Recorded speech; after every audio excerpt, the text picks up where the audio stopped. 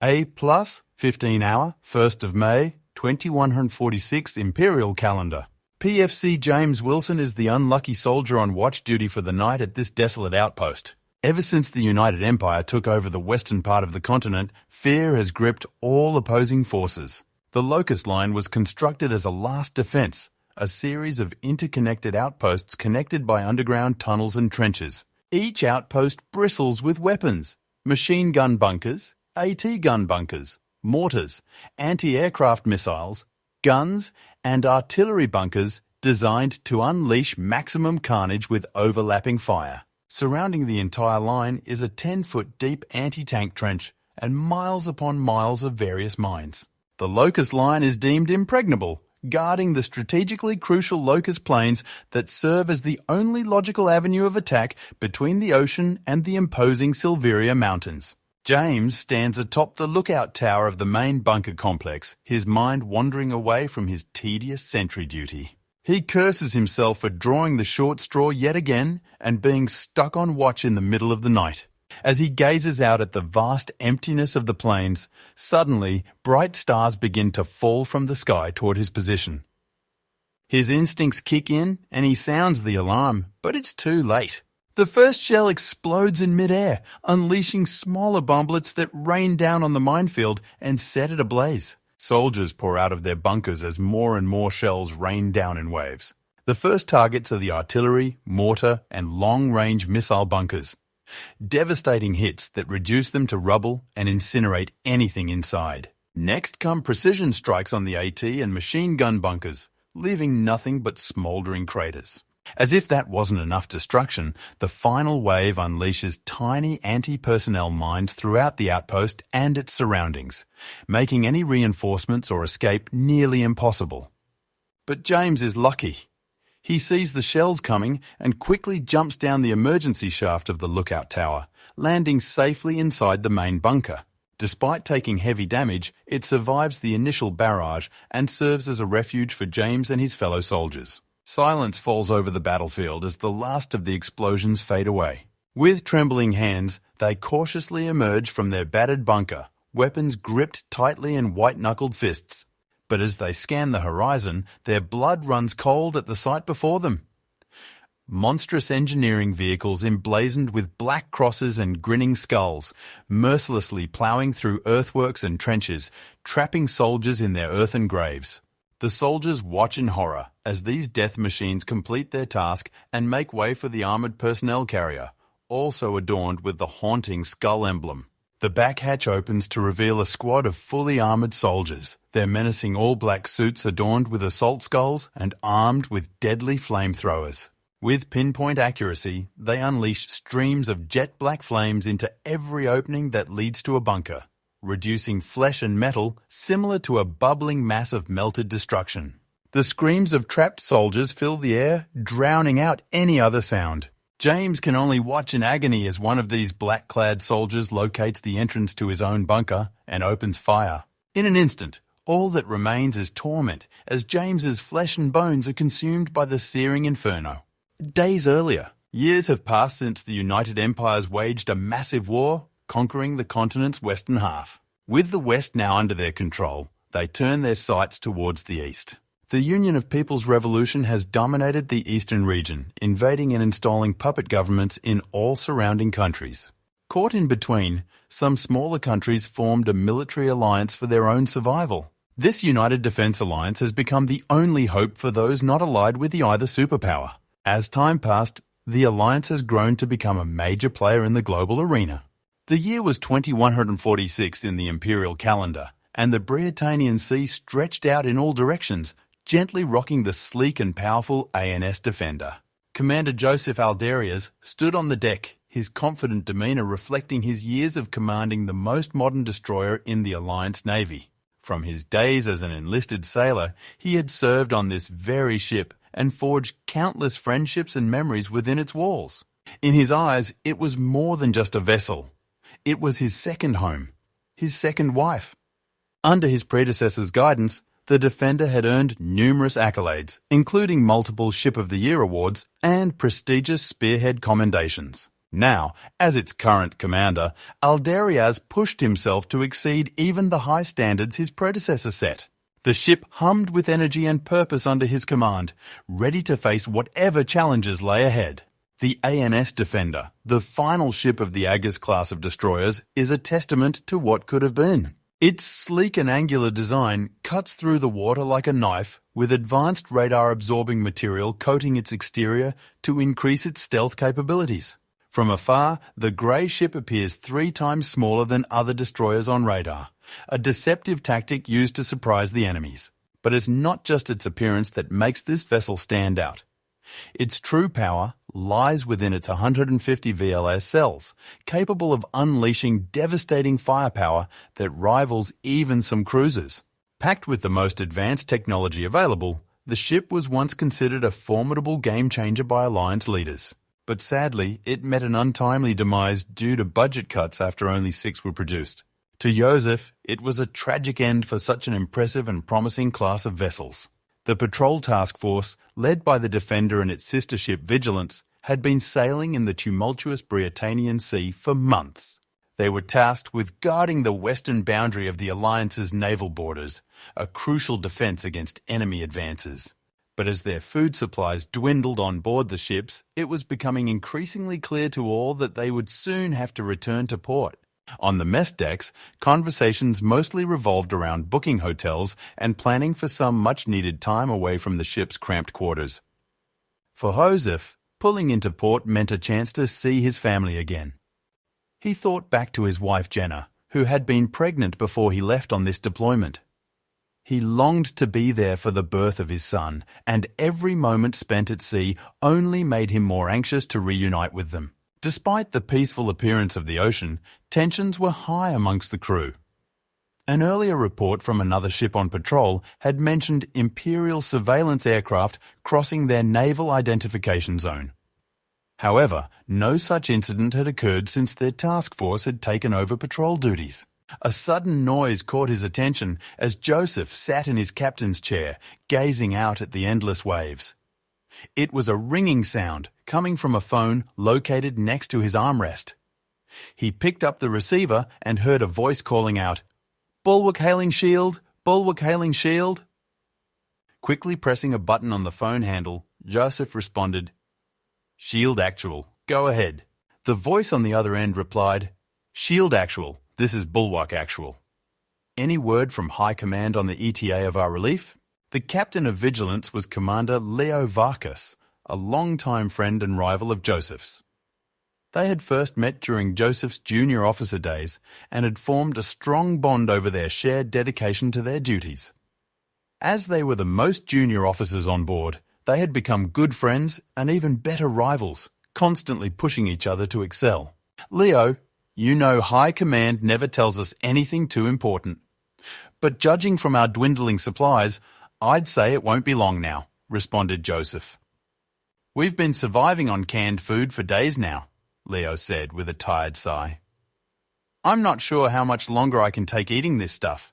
Feels like we're just eating cat food," he added, causing laughter in the background that could be heard through the phone. "Just a couple more days, buddy," Joseph reassured him before hanging up the phone.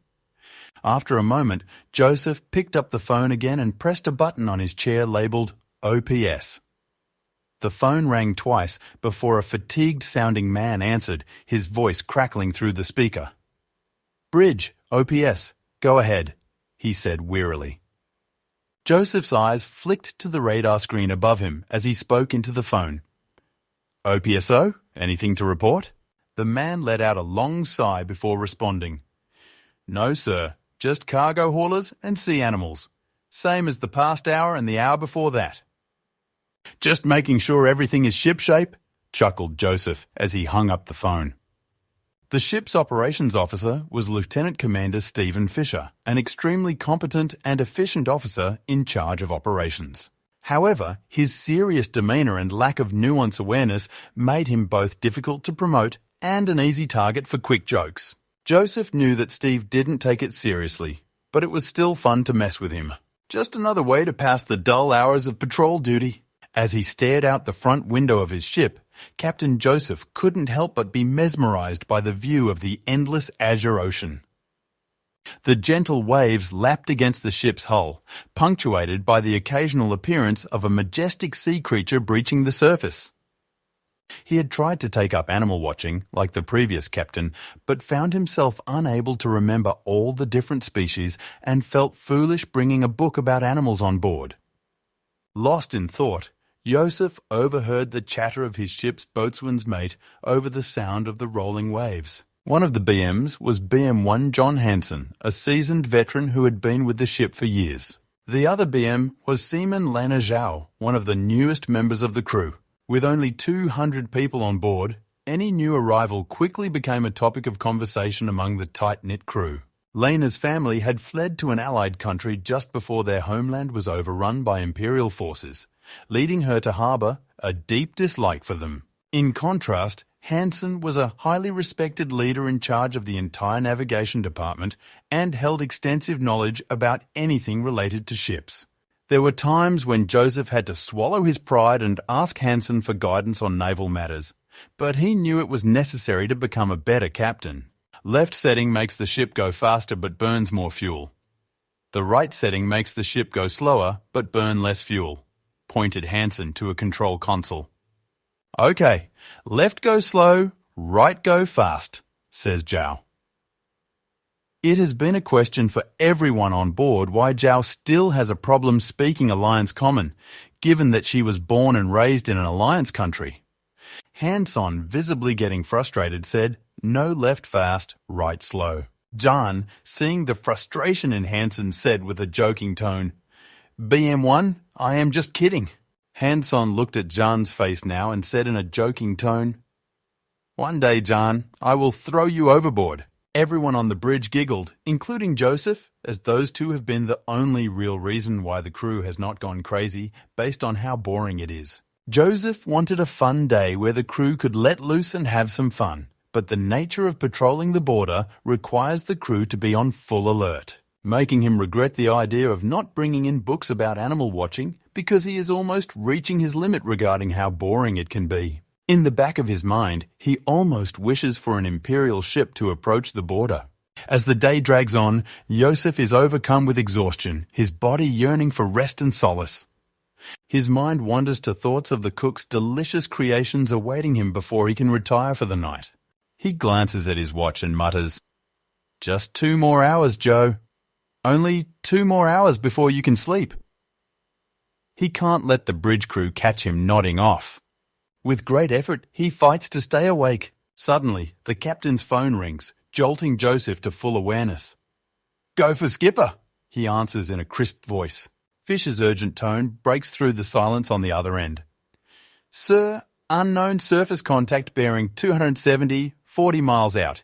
CDC identifying, type unknown." At that moment, Joseph curses himself for ever wishing for some excitement. He turns to the bridge officer and orders, "Have boats call for general quarters and ready the helo for recon." As soon as the bridge watch officer relays his command, the ship's alarm blares throughout the vessel and BM1's voice echoes through the halls. General quarters, all hands man your battle stations. This is not a drill."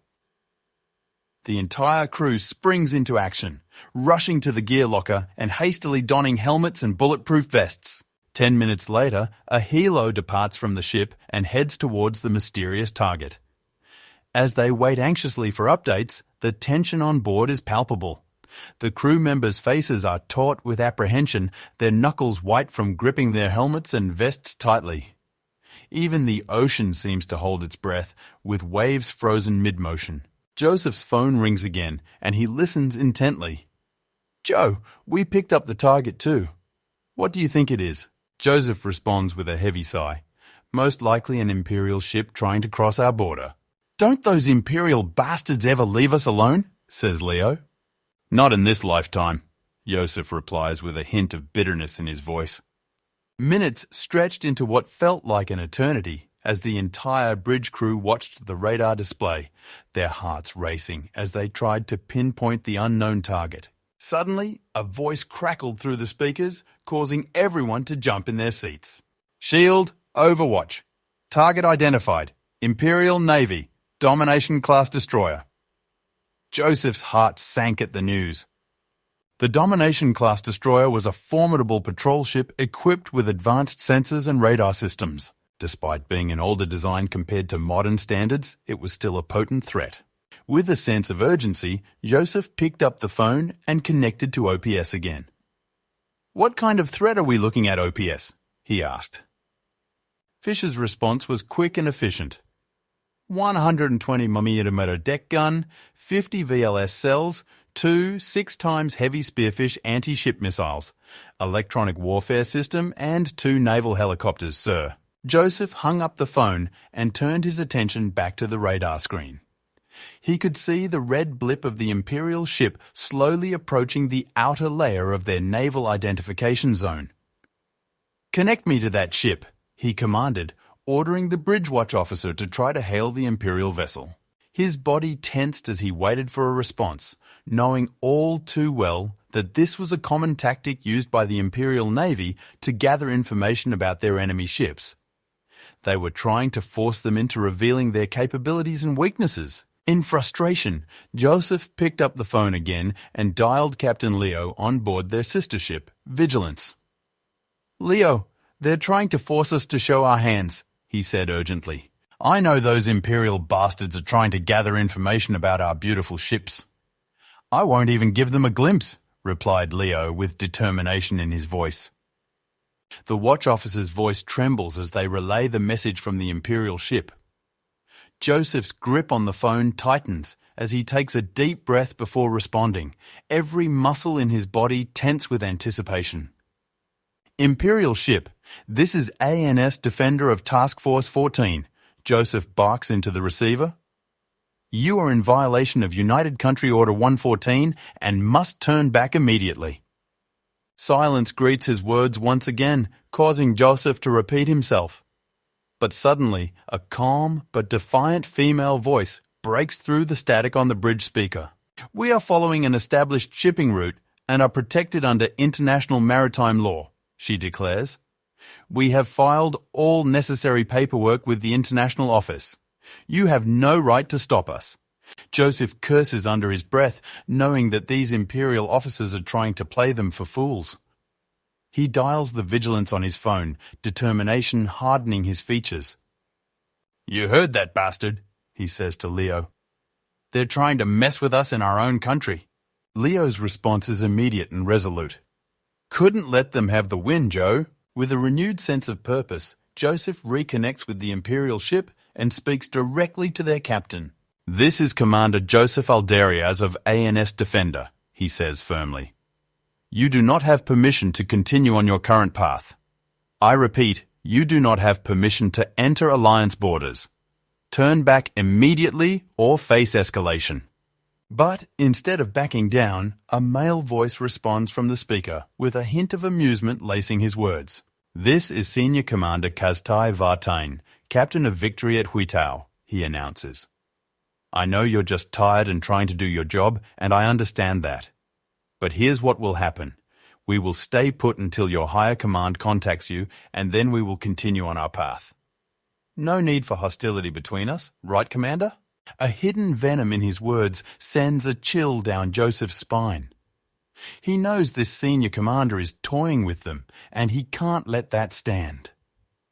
"I will not stand by while you flaunt your arrogance and disregard for our laws," Joseph responds icily. "You may have filed paperwork, but it means nothing if it doesn't follow protocol. You will turn back now or face the consequences." Kaztai's laughter echoes through the bridge, his smug smile taunting Joseph. "What consequence are you talking about?" he mocks. "Will you fire upon us? Send us to our doom for your wounded pride?"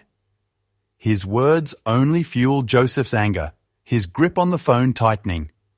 "Smug bastard!" Joseph curses under his breath as he reaches for the communication console. Before he can speak, the OPSO's voice booms over the speakers. "Sir, we've received orders from High Command. They're telling us to let the Imperial ship pass." In a fit of rage, Joseph hurls the phone to the ground. He picks it up again and dials Vigilance, his voice shaking with fury. "Did you hear what command is ordering me to do?" he screams into the receiver. "Those spineless politicians," Leo growls in response, his own voice seething with anger. "They're selling us out."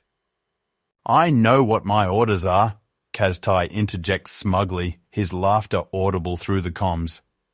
"If you have nothing else to say, we'll continue on our voyage.